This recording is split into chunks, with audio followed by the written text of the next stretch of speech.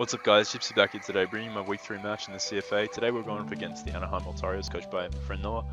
A quick rundown of his team: he's got Mega Altaria on his roster, as well as the threats you see on screen. He's also got Registeel, so that's another fat wall I had to prepare for.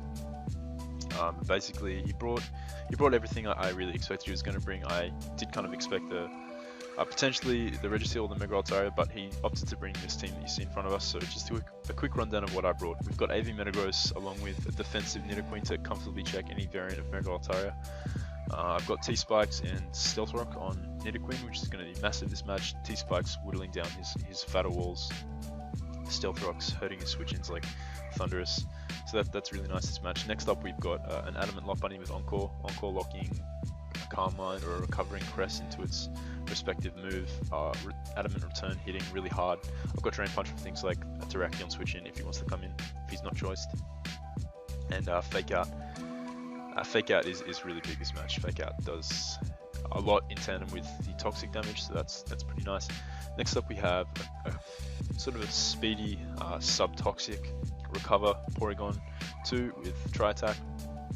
Basically it's going to do huge work this match, as you'll see his walls really cannot break its sub effectively, so that is going to be really nice this match. Next up we have an AV physically defensive Reuniclus with coverage to spank his team. It can comfortably switch in on a Ditto who's copied things like my Manaphy or my Nidoqueen and proceed to kill it. It can take hits from Thunderous, it can take a knockoff and a T-Bolt from Thunderous, it can tank any hit from Terrakion. It's just a really nice pivot this game. It's got Regenerator to recover up some of that health and switch out. And lastly we have my sub Tailglow Manaphy, subbed here to meaning I have an easier time setting up a Melodic. If he's Dragon Tail or Toxic, he can't actually catch me with that. The only way he can beat me is with Haze, but I am Energy Ball, so along with the Toxic Spikes damage on the Melodic, he won't be able to beat my Manaphy 1v1. I will play him out. I'll beat the Melodic 1v1 with my Manaphy, as he'll be forced to recover the Energy Ball damage and the Toxic damage off, meaning I will eventually get a Tail Glow up and be able to take him out. It also helps versus a Ditto if he wants to switch in on my boosting Manaphy. Getting a sub up means he can't transform into my Manaphy. So without further ado, we'll jump into the match. I lead off with my Nidoqueen. I just wanted to set up my hazards. First turn, he leads off with his own Nidoqueen. I'm Sugar Berry, so I'm not really fearing an Earth Power. If he wants to lock himself into that, I can switch out afterwards to a respective check. I just opt to get my Stealth Rocks up turn 1, knowing that if he's Scarf, he's going to be locked into a move, and I can potentially get my Toxic Spikes up next turn, which is what I do. I just go for my Toxic Spikes here as he switches into his Cresselia. Now I go into my Metagross discard his set.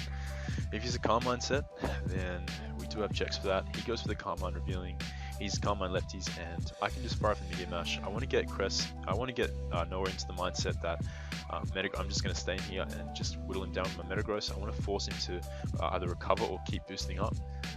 So this turn I predict him to Moonlight as I go into my Lock Bunny right now, and I can just fire off an Encore.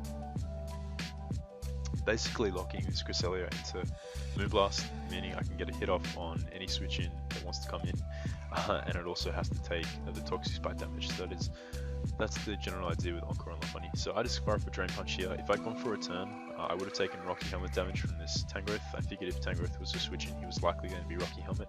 So just going for the Drain Punch there just nets me a little bit more HP. He goes to the Sleep Powder here and misses, which is unfortunate for him. I was pretty happy with letting Porygon getting slept there because I had pretty free sleep turns on stuff like Ditto and Cress and the Melodic. So I go for the substitute here as he brings in his Cresselia, thinking he can just boost up on my Porygon, but I reveal the Toxic, which puts Cress on the timer, which is really nice. He goes for the Psyshock here. It doesn't even break my sub at +1, just showing off how bulky Porygon with the Eviline is. Porygon 2. I go for the Tri-Attack here, just whittling down his HP just a bit more, nullifying the leftovers recovery. And now I just go for the sub here because I know he can't break my substitute with one Psyshock. As Terrakion comes in here, he goes for the close combat, and I just get some Tri-Attack damage off on the Terrakion. He's Life Orb, so he's going to be taking a lot of residual damage with the Toxic and the Tri-Attack. So now I just switch into my Nidoqueen here, just in case he wanted to just stay in and spam close combat. I can take that pretty comfortably, and he's getting pretty whittled down here now. He just opts to stay in and sack off his Terrakion.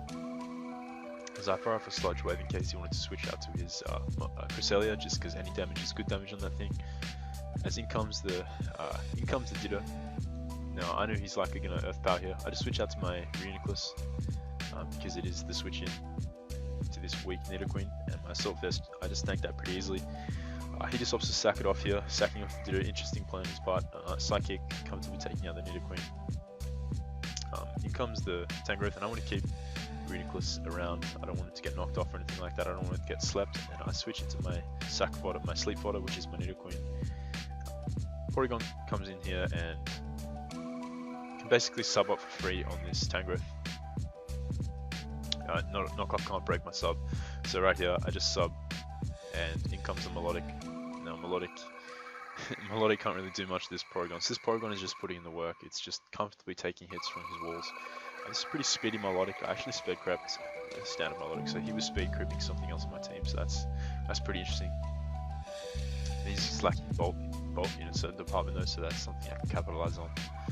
So I just switch my Manaphy here, and as I said in the team preview, I can sub up on this Melodic with ease. Scald is actually a 3-hit KO on my sub, which is ridiculous. Because Melodic isn't weak, it's got a pretty decent special attack stat. So I Tail Glow here, knowing that I can take any hit from this Melodic with my sub up. And now I potentially misplay here. I go for the Energy Ball, and he actually reveals Rindo Berry, so he takes that +3 Energy Ball. So I really should have just gone for another Tail Glow, just ensuring that I knocked out Melodic at that range of health. I could sub on the next turn and get a really strong sub up on the Melodic, and then take it out with the +6 Energy Ball, meaning that his Thundurus was forced to come in and Thunderbolt me. I could take it out with a +6 T-Bolt, because I still have my sub up at that point and just win, but that's okay. And he breaks my sub there with the Mirror Coat. And in comes the Thundurus. I just switch out. I don't want to stay with my Manaphy. I want to maintain differential if possible. Thundurus comes in here and just goes for the T-Bolt, revealing to be Life Orb, so that's pretty nice to know. That's easier to wear down than like a lefties variant. So he goes for the knockoff here. I switch out for my Porygon. I want to keep it around because I know I can comfortably take on the Tangrowth and the Cresselia. I go into my Metagross here, knowing I can take a T-Bolt because I am a Assault Vest. I go for the Bullet Punch here as he paralyzes me with a Thunder Wave, but I get it the next turn just to take out the Thundurus. So that's probably the biggest threat in his team out of the way. So now Porygon kind of just wins at this point because he can comfortably take on the Poison Tangrowth and he can take on the Cresselia. Even though it's a Violet's gone, it's still bulky enough to 1v1 the rest of his team. So I go into my Reuniclus here, just getting some damage off on the Tangrowth. He switches out, not wanting him to die. As I switch out to my Porygon 2 right here. And Cresselia can't take out my Porygon even with the Psyshock at this range of health, so I can just recover up. As he opts to switch out to his Tangrowth. Interesting play on his part, because now I just get a free recover up. And Tangrowth cannot live a Tri-Attack, so I just go for the Tri-Attack here, as Cresselia is just getting worn down by the toxic damage, the toxic just nullifying his leftovers recovery.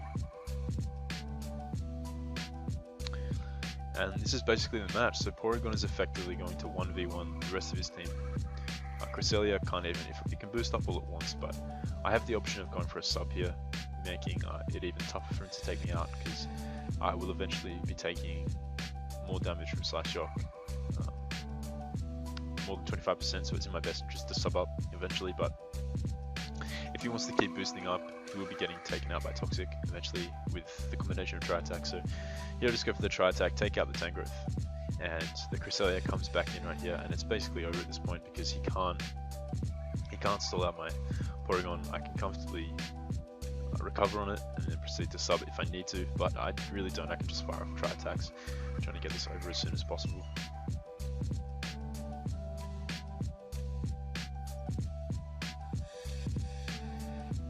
So yeah, I was happy that Porygon came through this match. I was happy that the subset came through.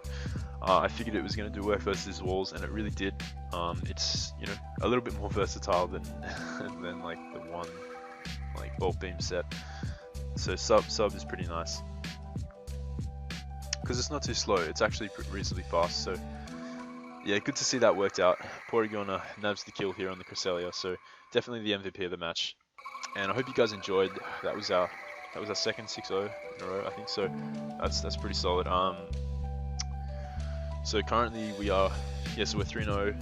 The differential's looking good. We're top of the league, I'm pretty sure. So hopefully we can keep the streak going. As I said, I'm just kind of having fun with this season. I'm not taking it like 100% serious like the NPL, but I do personally want to like beat my little record from last season, my differential. So if possible, I will be aiming for that. But yeah, we'll see how we go. I mean, like, I'm not assuming anything. Everyone's a really solid player in this league. So, no win is definitely free at all. So I have to work for it, but hopefully we can have some fun along the way. Not taking it, all that too seriously. But there we go. If you guys enjoyed, drop a like. Let me know what you thought of the team. And, if you're not subscribed already, feel free to hit that subscribe button. It does, it is nice to see people interested in my content. But if not, it's totally, it's all good. And I hope you enjoyed nonetheless. And I'll catch you next time. See ya.